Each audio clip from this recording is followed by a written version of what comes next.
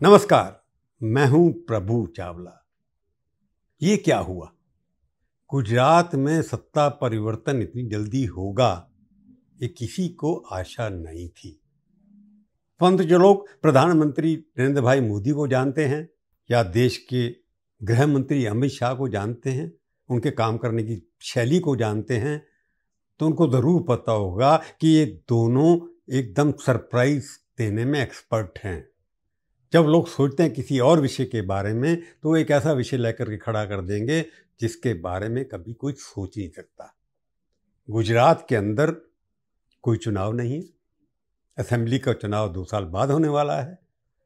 तो सडनली 1 तारीख को आपने अनाउंस कर दिया कि सारी की सारी कैबिनेट जो है मुख्यमंत्री को छोड़ करके इस्तीफा दे देगी और 24 घंटे के अंदर पूरी नई कैबिनेट वहाँ पर बन गई।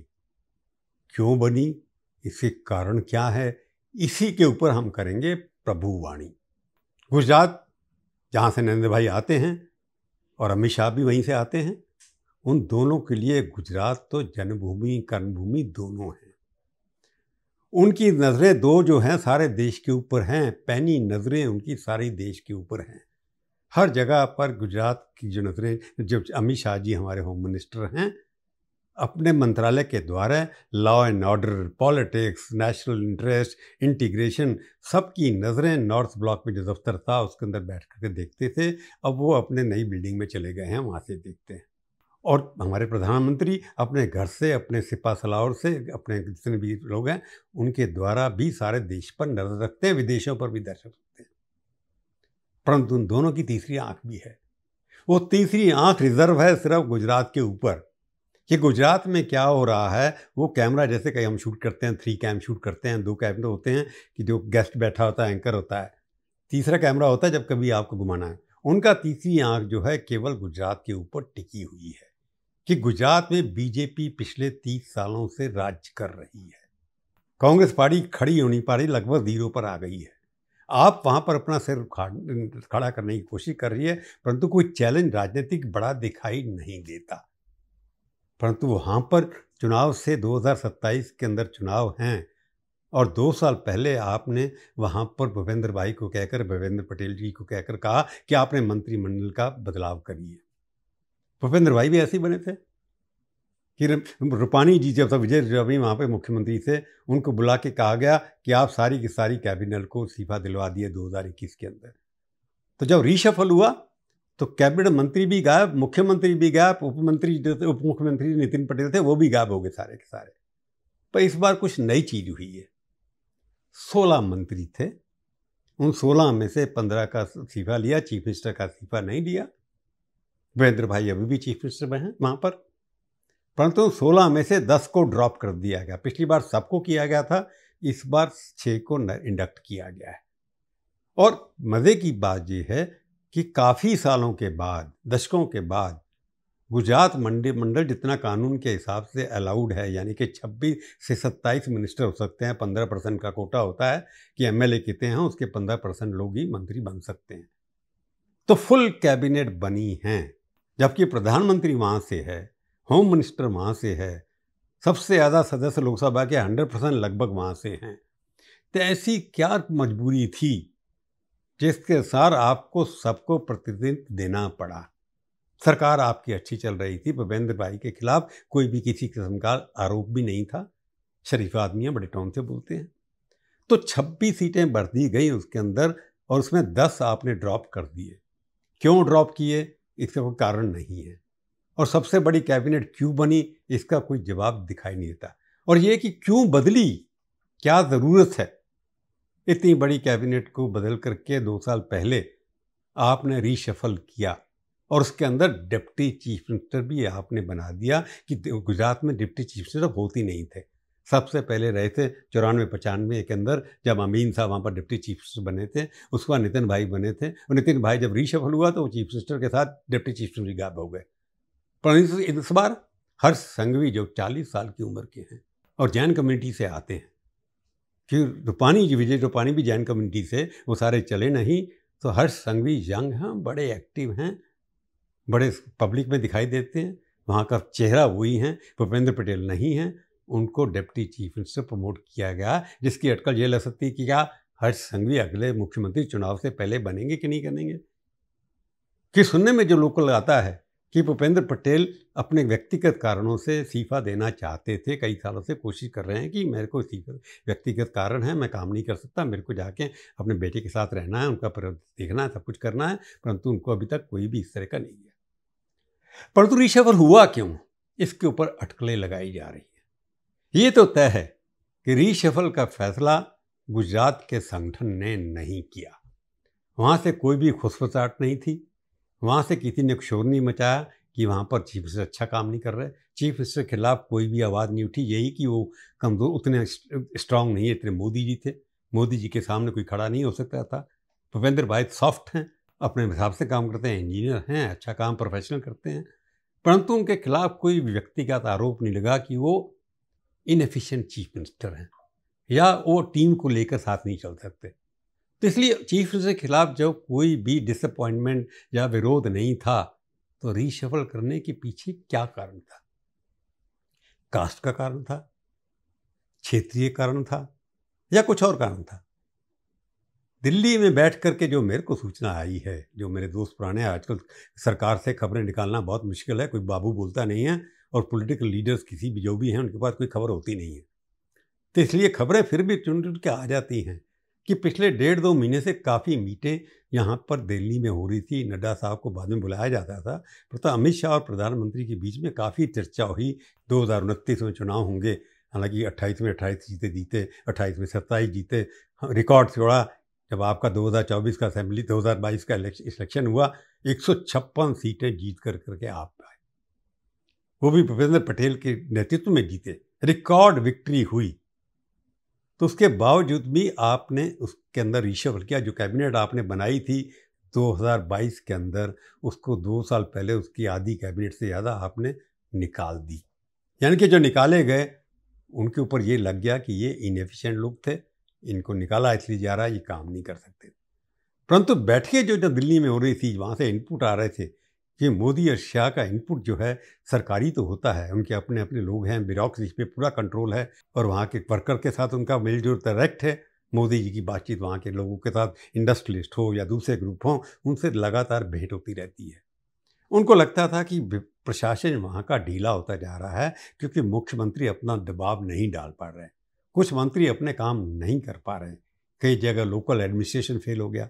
मोरबी इतना बड़ा कांड हुआ जिसमें काफ़ी लोग मारे गए, और भी कई इस तरह के किस्से हैं जिसके अंदर वहाँ की सरकारी डिपार्टमेंट काम नहीं कर रहे हैं। क्योंकि मोदी जी जब मुख्यमंत्री थे 12 साल, वहाँ पर उनकी छवि इतनी थी कि वो हर वक्त डेली रिपोर्ट है, उनको पता होता था कि किस डिस्ट्रिक्ट के अंदर क्या हो रहा है, कौन सा बाबू काम कर रहा है या नहीं कर रहा था। उनका मॉनिटरिंग सिस्टम जैसे दिल्ली से करते हैं, गुजरात का मॉडल था, वो दिल्ली में लेकर के आए थे, परंतु वहाँ पर ढीला हो गया। हालांकि जो सिविल सर्वेंट है वहाँ पर, मोदी जी द्वारा जो जिनके साथ उन्होंने काम किया है, वो उनमें से बहुत सारे लोग अभी भी वहाँ पर हैं। इनके जो चुने हुए लोग हैं वही सरकार चला रहे हैं, परंतु नीचे जो मंत्री जो हैं वहाँ पर, वो थोड़े ज़्यादा एक्टिव दिखाई देते थे, वो अपनी ज़्यादा चला रहे थे। कोई एक जिसको कहते थे कोऑर्डिनेशन डेवलपमेंट में जो होना चाहिए, वो दिखाई नहीं देता था। इनपुट के हिसाब से लगता था कि अगले 2 साल के अंदर अगर गुजरात के अंदर आपने छवि नहीं उभारी, तो हो सकता है कि कुछ नुकसान हो सकता है। पूरी सीनियर रिपोर्ट, आईबी की रिपोर्ट, सबकी रिपोर्ट ऐसे लगती थी बिहार के अंदर परिवर्तन की ज़रूरत है, एडमिनिस्ट्रेशन की छवि सुधारने की ज़रूरत है। करप्शन के केसेस भी सामने आए हैं, परंतु छवि का सवाल था कि मोदी का राज, जो मोदी मॉडल है, उसके ऊपर कोई अगर चोट लग रही है, मोदी विकास का जो मॉडल है, मोदी के अंदर बड़ी बड़ी बड़ी कंपनियां आनी जाती हैं, अभी भी आना जा रही हैं। अभी आंध्रा के अंदर जैसे चलेगी ये कंपनी, कर्नाटक के अंदर चलेगी, महाराष्ट्र के अंदर चली जाती है इंटरनेशनल कंपनियां, क्योंकि इंटरनेशनल कंपनियों का इंटरेस्ट अभी भारत के अंदर इन्वेस्टमेंट करना ज़रूरी है। सबसे बड़ा कारण ये दिखाया गया कि जितना हम ट्रंप हमारे खिलाफ बोलेगा, अगर हमने इंटरनेशनल कंपनीज को यहाँ पर इन्वेस्ट करवाना है, गुजरात से अच्छा प्रदेश नहीं हो सकता। क्योंकि उन्होंने अपने, मोदी जी ने अपने राज्य के अंदर एक ऐसा डिसीजन मेकिंग प्रोसेस खड़ा किया था कि एक दिन के अंदर सारी क्लियरेंस हो जाती थी। जैसे अभी एक महाराष्ट्र में हुआ, एक इंटरनेशनल कंपनी को वहाँ पर कारखाना लगाना था, उसके लिए एक दिन के अंदर 26 क्लियरेंसेज फडणवीस ने और मोदी जी ने मिलकर के दे दी। तो गुजरात के अंदर मोदी जी चाहते हैं कि जितनी भी बड़ी कंपनी अगर चाइना से शिफ्ट करती हैं वो गुजरात में आनी चाहिए। तो उनके लिए वहाँ पर एफिशिएंट कैबिनेट होनी चाहिए, एफिशिएंट ब्यूरोक्रेसी होनी चाहिए। उसका कारण ये है कि अंतर्राष्ट्रीय निवेश भारत के अंदर बढ़ेगा, बजाय वो कर्नाटका में जाए या किसी और प्रदेश में जाए। गुजरात को उसका एक अट्रैक्टिव इन्वेस्टमेंट डेस्टिनेशन बनाना है, ये तो बड़ा कारण है। दूसरा कारण ये कि किसी की किस्म की हार गुजरात के अंदर मोदी जी और शाह जी के ऊपर पर्सनल अटैक ऑपोजिशन का बढ़ेगा। अभी चुनाव होने वाले हैं, लोकल बॉडीज़ के चुनाव हैं। लोकल बॉडीज़ में काफ़ी चोट कई बार बीजेपी को लगी है पिछले 2-4 सालों के अंदर, क्योंकि लोकल बॉडीज़ एक निशान होता है, एक रिप्रेजेंटेटिव होता है, एक सिंबल होता है, एक आवाज़ होती है, एक नॉकिंग जिसे कहते हैं बेल होती है कि आगे क्या होने वाला है। मोदी और शाह को लगता है कि अगर लोकल जो बॉडीज़ के इलेक्शन है म्यूनसिपल कमेटी के, उसमें अगर बीजेपी उतनी सफल नहीं हुई जितनी होनी चाहिए, तो आने वाले असेंबली चुनाव के अंदर उसका असर हो सकता है। इसलिए अभी से उनको मंत्री को बनाना चाहिए जो यंग हो, जो आगे जाकर के जिनको चुनाव का जिम्मेवारी दी जाए। जैसे वहाँ पर हर स्टेट असेंबली के अंदर एक मिनिस्टर इंचार्ज बनाया जाए, जो मिनिस्टर इंचार्ज जो है वहाँ की लोकल बॉडीज़ को गाइड करेगा, उनको कैसा काम करना है वैसे करने की बात देगा। मोदी जी का जो अपना सपना यहाँ पर है उसको इम्प्लीमेंट करेगा, उनके मॉडल को आगे बढ़ाता जाएगा। इसलिए वो 10 लोग रखे गए हैं जो पहली बार चुनाव लड़ कर के आए हैं। उनमें से रिवाबा, आपने सुना रिवाबा जडेजा, जो अपने जडेजा जी क्रिकेटर हैं, उनकी पत्नी हैं, उनको भी मंत्री बनाया गया है। तो ये तो कारण है कि नए लग जो 10 लगाए हैं, पहली बार भी 10 सारे के सारे मंत्री आए थे, वो फर्स्ट टाइमर थे उसमें से काफ़ी सारे। इस बार भी सबसे ज़्यादा मिनिस्टर फर्स्ट टाइमर रखे गए हैं, कैबिनेट रैंक भी दिया गया है।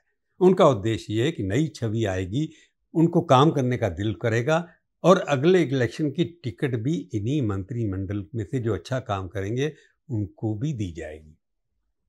और इसका रिवॉर्ड भी है, क्योंकि हर्ष संघवी को इसलिए प्रमोट किया गया क्योंकि वो काम करते हुए दिखाई देते हैं। तो एक रिवॉर्ड देने का ये कि हर्ष संघवी आगे मुख्यमंत्री के दावेदार भी हैं, बनाए जा सकते हैं कि अगर पटेल जी को जाना है पर्सनल रीज़न की वजह से, परंतु बाकी मंत्रियों की टिकट उसके ऊपर निर्भर करेगी कि वो कितना परफॉर्म करते हैं लोकल इलेक्शन के दौरान और उसके बाकी 2 सालों के अंदर। ये क्राइटेरिया उसके अंदर है। परंतु और भी चीज़ें हैं कि पार्टी के अंदर जो रिप्रेजेंटेशन, कई लोग ऐसे जो कांग्रेस छोड़ कर आए थे, जैसे मैं नाम बताता हूँ, अर्जुन मोढवाडिया कांग्रेस के बड़े नेता थे। उनको पहली बार आना, डिफेक्शन काफ़ी करके लोग गए थे, परंतु एक ही आदमी को उन्होंने मंत्रिमंडल में रखा। मोदी शाह का पड़ा है कि जितने भी हमारे अपने कार्यकर्ता हैं, हम उनको पहले टिकट मंत्रिमंडल देंगे, बाकी को बाद में देंगे। परंतु कास्ट रीजन की वजह से अर्जुन मोढवाडिया को रखा गया। परंतु अल्पेश ठाकुर जो छोड़ कर के आए थे पार्टी को, जीते भी इलेक्शन 2024-22 के अंदर, परंतु उनको ओबीसी कैटेगरी के होने के बावजूद भी नहीं दिया गया। जो मंत्रिमंडल बनाया गया उसके अंदर बीजेपी के लॉयलिस्ट, अमित शाह और मोदी जी के प्रति जिनकी प्रतिष्ठा और जिनकी भावना है, उन लोगों को रिवॉर्ड किया गया है। एज फैक्टर भी रखा गया है और उसके अलावा कास्ट फैक्टर भी रखा गया है। देखिए पाटीदार, क्योंकि वहाँ पर डोमिनेट है, पटेल कम्युनिटी है, सबसे ज़्यादा डोमिनेट है, वो 7 लोगों को दोबारा रखा गया है। ओबीसी 8 रखे गए हैं, शेड्यूल ट्राइब 4 रखे गए हैं, ब्राह्मण 1 या 2 के बारे में हैं, राजपूत जितने क्षत्रिय केवल 2, शेड्यूल ट्राइब पे। परंतु सबसे जो लगता है कि महिलाओं के लिए मोदी जी बहुत कुछ करते हैं, और मोदी जी बीजेपी सब स्टेट में सत्ता में इसलिए है कि महिलाओं का अटूट समर्थन सब प्रदेशों में मिल रहा है। परंतु बीजेपी की महिलाओं का एक शिकायत है कि महिलाओं का प्रतिनिधित्व सरकार में बहुत कम है, जो गुजरात में भी दिखाई देता। 2 महिलाएं रखी गई हैं सिर्फ, एक कैबिनेट मंत्री, एक शायद MOS, वो करेक्ट करना पड़ेगा। तो इतने बड़े मंत्रिमंडल के अंदर 26 के अंदर केवल 2 यानी कि 10% भी रिप्रेजेंटेशन नहीं है। महिलाएं काफ़ी क्वालिफाइड हैं जिनको मंत्री बनाया सकता था, परंतु अभी उन्होंने कास्ट समाकरण जिसे कहते हैं किया गया है, उस हिसाब से वो चल रहे हैं। रीजन वाइज भी किया उन्होंने, सौराष्ट्र से लोग दोबारा से लिए कि सौराष्ट्र में बहुत रिप्रेजेंटेशन कम था, बढ़ा करके 8 लोग वहाँ पर आ गए हैं। तो रीजनल वाइज भी देखेंगे तो आप रीजनल रिप्रेजेंटेशन भी दिया है, कास्ट रिप्रेजेंटेशन भी दिया है, एज वाइज समर्थन जिन्हें उनको भी दिया है, उद्देश्य है कि सरकार की इमेज को बनाना और एक नई टीम अगले 10 साल के लिए खड़ा करना। कि मोदी का सपना तो 2047 तक का है। तो ये मोदी और शाह का जो एजेंडा है और गुजरात मॉडल को स्ट्रॉन्ग करना, एक नई टीम खड़ा करना और ऑपोजिशन को कोई चांस नहीं देना खिलाफ बोलने के, कि नए चेहरे आएंगे उनके खिलाफ बोलने का मौका कम मिलेगा।